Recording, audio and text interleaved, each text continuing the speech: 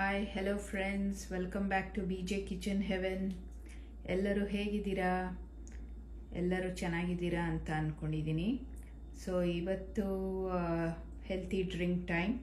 So ಇವತ್ತು ನಾನು rose ಪೆಟಲ್ಸ್ನ use ಮಾಡಿಕೊಂಡು ಈ ಡ್ರಿಂಕ್ನ ಪ್ರಿಪೇರ್ ಮಾಡ್ತಾ ಇದ್ದೀನಿ. ಸೊ ಇದನ್ನು ರೋಸ್ ಲೆಮನೇಡ್ ಅಂತ ಕರಿಬೋದು. ಸೊ ಬನ್ನಿ ನೋಡೋಣ ಹೇಗೆ ಮಾಡೋದು ಅಂತ. ಸೊ ಇಲ್ಲಿ ನಾನು ಒಂದು ಸ್ವಲ್ಪ ರೋಸ್ ಪೆಟಲ್ಸ್ನ ನೀರಿನಲ್ಲಿ ಹಾಕಿಟ್ಟಿದ್ದೀನಿ. ಒಂದು 2-3 ಅವರ್ ಆಯಿತು. ಇದನ್ನು ಫ್ರಿಜ್ನಲ್ಲಿ ಇಟ್ಟಿದ್ದೆ. ಸೊ ಇದಕ್ಕೆ ನಾವು ಒಂದು 2-3 ಟೀ ಸ್ಪೂನ್ ಸಕ್ಕರೆ ತೊಗೊಂಡಿದ್ದೀನಿ. ಒಂದು ಸ್ವಲ್ಪ ಸ್ಯಾಫ್ರನ್ನ ನೆನೆಸಿಟ್ಕೊಂಡಿದ್ದೀನಿ ನೀರಿನಲ್ಲಿ.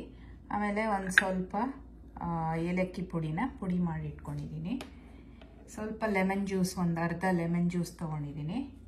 ಸೊ ಬೇಕಾದರೆ ಜಾಸ್ತಿ ಮಾಡೋದಾದರೆ 1 ಫುಲ್ ಲೆಮನ್ ಯೂಸ್ ಮಾಡ್ಬೋದು. ಸೊ ಬನ್ನಿ ನೋಡೋಣ ಹೇಗೆ ಮಾಡೋದು ಅಂತ. ಸೊ ಈಗ ಫಸ್ಟು ಲೆಮನ್ ಜ್ಯೂಸ್ನ ಇದಕ್ಕೆ ಸೇರಿಸೋಣ. ಸೊ ನೆಕ್ಸ್ಟ್ ಸ್ಯಾಫ್ರನ್ ಕಲಸಿಟ್ಟಿದ್ದೀನಿ ನೀರನ್ನು ಇದಕ್ಕೆ ಸೇರಿಸೋಣ. ಆಮೇಲೆ ಸಕ್ಕರೆ ಹಾಕ್ತಾಯಿದ್ದೀನಿ. ಸೊ ಸಕ್ಕರೆಗೆ ಬದಲು ಜೇನುತುಪ್ಪನೂ ಯೂಸ್ ಮಾಡ್ಬೋದು. ಸೊ ಇಲ್ಲಿ ಸ್ವಲ್ಪ ಏಲಕ್ಕಿ ಪುಡಿ ಹಾಕ್ತಾಯಿದ್ದೀನಿ. ಸೊ ಇದನ್ನೆಲ್ಲ ಚೆನ್ನಾಗಿ ಒಂದು ಮಿಕ್ಸ್ ಮಾಡೋಣ.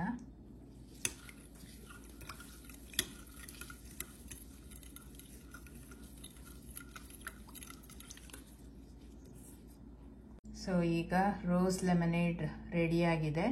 ಸೊ ಇದನ್ನು ಇವಾಗ ಗ್ಲಾಸ್ಗೆ ಹಾಕೋಣ.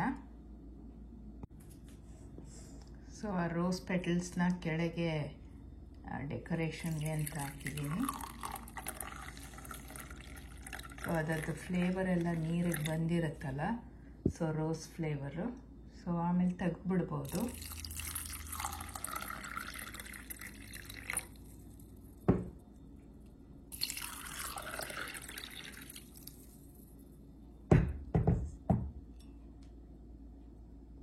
ಸೊ ರೋಸ್ ಲೆಮನೇಡ್ ಡ್ರಿಂಕ್ ರೆಡಿಯಾಗಿದೆ.